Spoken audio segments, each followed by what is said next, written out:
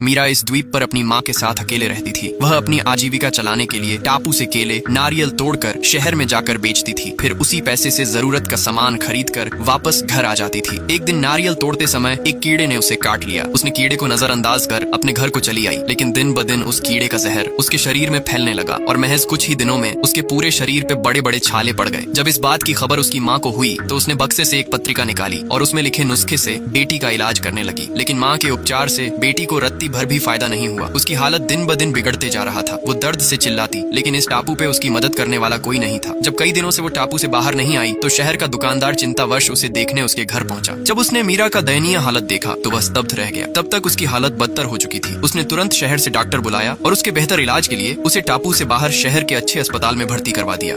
लेकिन यहाँ के बड़े बड़े डॉक्टरों को भी समझ में नहीं आ रहा था कि आखिर उसे कौन सी बीमारी हुई है। उसकी माँ जमीन बेचकर अस्पताल का बिल भर रही थी, लेकिन फिर भी उसकी हालत में जरा भी सुधार नहीं हो रहा था। फिर एक डॉक्टर ने जब उसकी बारीकी से जांच की तो पता चला इसे एक दुर्लभ बीमारी है, जिसकी दवा सिर्फ अमेरिका की एक फार्मेसी कंपनी बनाती है, जिसके 2 डोज की कीमत 7 करोड़ थी। तभी एक यूट्यूबर ने मीरा का वीडियो बनाकर सोशल मीडिया पे डाल दिया और उसकी मदद के लिए चंदा देने का अनुरोध किया। देखते ही देखते सोशल मीडिया पर मीरा वायरल हो गई और दिल खोलकर लाखों की संख्या में लोगों ने दान किया। पैसे जमा होते ही एंटीबॉडी मंगवाकर मीरा को आईसीयू में लाकर उसका ट्रीटमेंट स्टार्ट कर दिया। इधर देश के लोग उसकी बीमारी ठीक हो जाए उसके लिए प्रार्थना कर रहे थे। लोगों की दुआ रंग लाया। डॉक्टर ने बताया अब मीरा खतरे से बाहर है। दवा मिलते ही महज कुछ ही दिनों में मीरा की हालत में सुधार होने लगा। जैसे ही मीरा के स्वास्थ्य में सुधार होने लगा, उसकी माँ उसे वापस टापू पर चलने की जिद करने लगी। हालांकि इस घटना के बाद सरकार ने उस टापू पर जाने से प्रतिबंध लगा दिया। फिर भी उसकी माँ जिद नहीं छोड़ती। दरअसल वर्षों पहले यहाँ से लोग सांपों की वजह से भाग गए थे, लेकिन लाख परेशानी के बावजूद भी उसकी माँ टापू छोड़ने को तैयार नहीं थी, क्योंकि इसी टापू पर उसके पूर्वज रहा करते थे। माँ की बातों में आकर माँ बेटी छुप छुपा कर फिर से टापू पहुँच गए। वहाँ पहुँचते ही माँ ने कहा, हमें नाग देवता की पूजा करनी होगी, तभी हम पे आने वाली मुसीबतों का अंत होगा। शर्त ये थी कि ये पूजा सिर्फ एक कुंवारी पवित्र लड़की ही कर सकती थी। लेकिन मीरा की माँ को नहीं पता था कि मीरा का संबंध एक अनजान शख्स के साथ था। अब वो पूजा के लिए योग्य नहीं थी, फिर भी वो ये बात माँ को नहीं बताना चाहती थी। मीरा मजबूरी में पूजा की तैयारी करने लगी। उसने रंगोली बनाकर देवता को माला पहनाया, फिर देवता का आराधना करने लगी। तभी जंगल में कुछ अजीब हलचल हुई। मीरा पूजा करते करते किसी के वश में हो गई। उसकी आराधना और भी तीव्र होता गया। फिर झूमते झूमते वह जमीन पर गिर गई। जब सुबह पुलिस ने देखा तो दोनों माँ बेटी मारी जा चुकी थी। दादाजी पैरालाइज्ड हो चुके थे, जिनकी सेवा उनके पोते करते थे। एक दिन सेवा के दौरान उनके पोते का अरमान जाग गया, जिसे देख दादाजी का ब्लड प्रेशर 7वें आसमान पे चढ़ गया। ये देख तुरंत डॉक्टर को बुलाया गया, जिन्होंने उन्हें कुछ दिन ऑक्सीजन मास्क के सहारे रखने को कहा। लेकिन घर का शैतान बच्चे ने खेल खेल में ऑक्सीजन का सिलेंडर बंद कर दिया, जिससे दादाजी की दम घुटने से मौत हो गया। घर वाले उनकी लाश को शमशान ले जाने की तैयारी कर रहे थे, लेकिन कोई भी लाश को छोड़ने को तैयार नहीं था, क्योंकि दादाजी के उंगली में लाखों का